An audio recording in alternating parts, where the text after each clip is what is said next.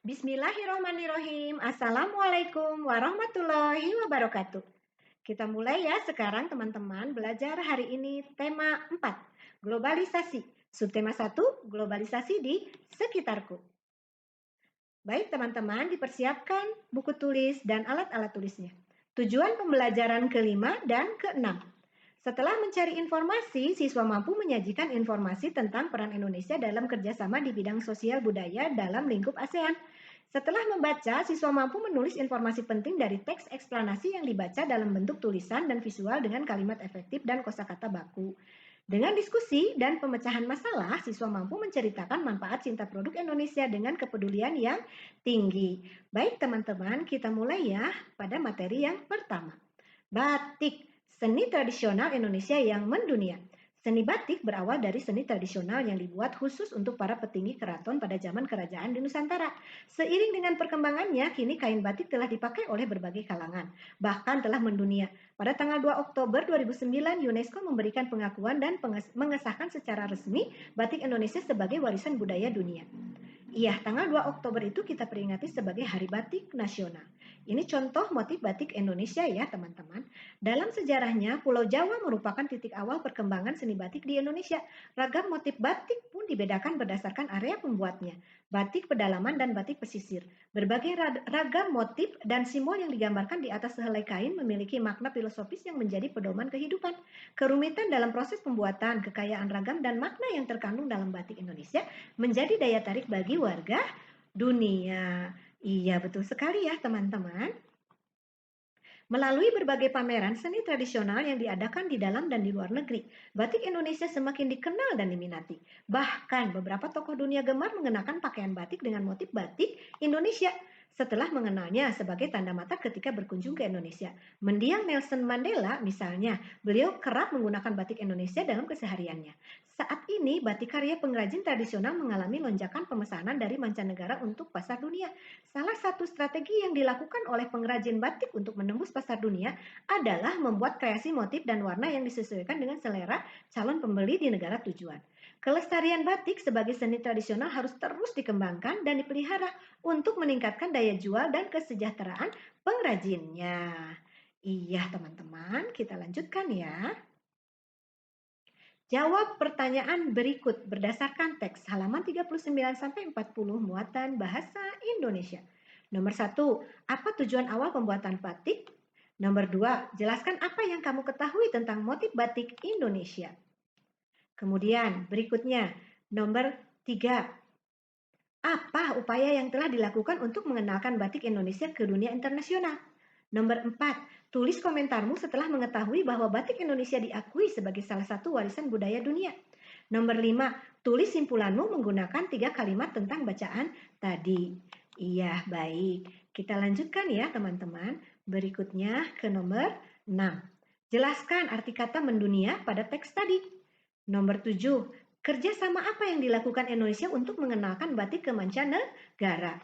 Nomor 8, apa manfaat yang dirasakan ketika batik semakin terkenal? Baik teman-teman. Nah, sekarang carilah informasi mengenai kerjasama Indonesia yang dilakukan dengan negara-negara ASEAN dalam bidang kebudayaan. Tulis pada tabel berikut, halaman 41 muatan IPS. Kerjasama dalam kebudayaan apa saja? Manfaat bagi Indonesia apa saja? Silahkan dikerjakan. Mudah bukan? Kita lanjutkan ya teman-teman ke materi berikutnya. Mengapa mati lampu? Ini adalah poster atau gambar rangkaian bagaimana listrik sampai ke rumah kita tetapi terjadi halangan sehingga menyebabkan mati lampu. Kita baca teksnya bersama-sama. Berikut ini. Listrik memiliki peran penting di era globalisasi. Globalisasi terjadi karena perkembangan teknologi di berbagai bidang yang didukung oleh peran listrik sebagai sumber energi di dalamnya. Kehidupan warga dunia saat ini menjadi sangat dekat dengan listrik.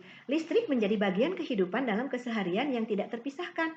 Sehingga saat arus listrik di rumah mendadak terputus, biasa kita sebut sebagai mati lampu, kejadian tersebut menjadi hal yang cukup mengganggu. Faktor apakah yang menyebabkan hal tersebut terjadi?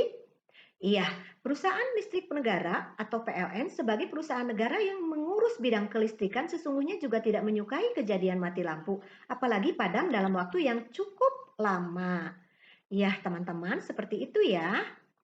Nah, karena hal tersebut akan sangat mengganggu berjalannya proses pembangkit, transmisi, dan distribusi energi listrik. Faktor-faktor penyebab mati lampu antara lain adalah ketidaksiapan pembangkit, gangguan transmisi atau gangguan distribusi. Kemudian faktor yang berpengaruh bisa dari luar dan dari dalam. Faktor luar yaitu gangguan dalam seperti petir, gangguan alam maksudnya seperti petir, pohon, dan hewan yang menyentuh jaringan, atau galian yang menyebabkan kabel tanah rusak. Sedangkan faktor dalam terjadi pada gangguan komponen dan peralatan yang terpasang pada jaringan. Nah, kita sebagai warga masyarakat pengguna listrik tentunya dapat membantu untuk mencegah terjadinya faktor luar guna menghindari terjadinya mati lampu.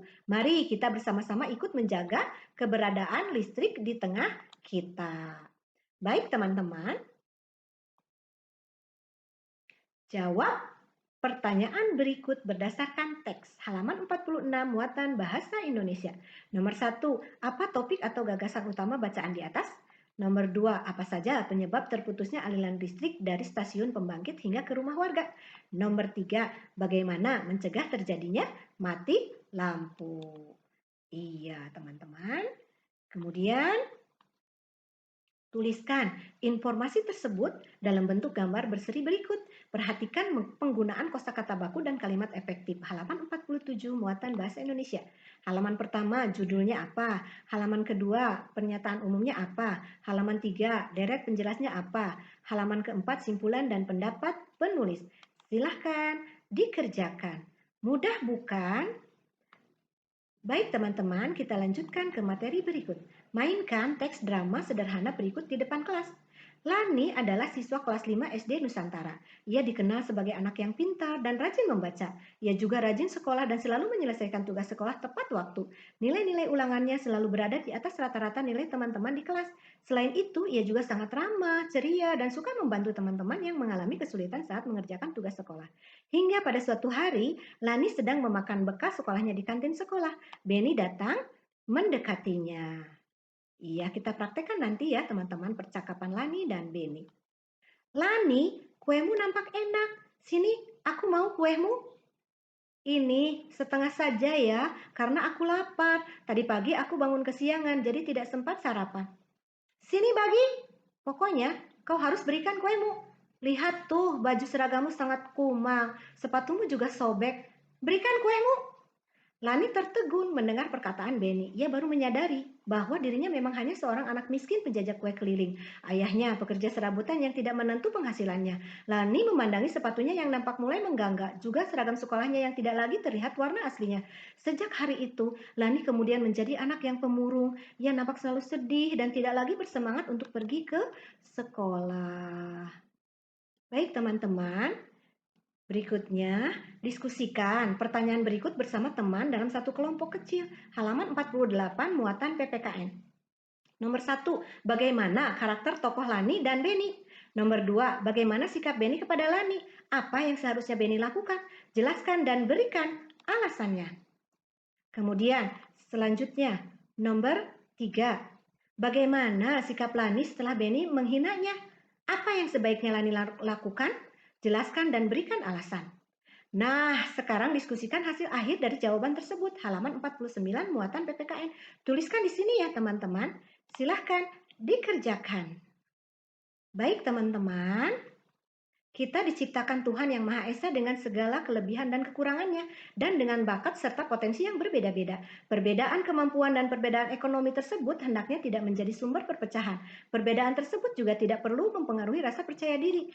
Terus berusaha, kenali potensi diri, kembangkan bakat yang dimiliki untuk menutupi kekurangan diri, serta selalu tampil percaya diri. Siap ya teman-teman? Baik. Selesai sudah pembelajaran hari ini, belajarlah yang rajin, jaga kesehatan, raihlah hasil evaluasimu yang terbaik. Sampai ketemu lagi. Wassalamualaikum warahmatullahi wabarakatuh.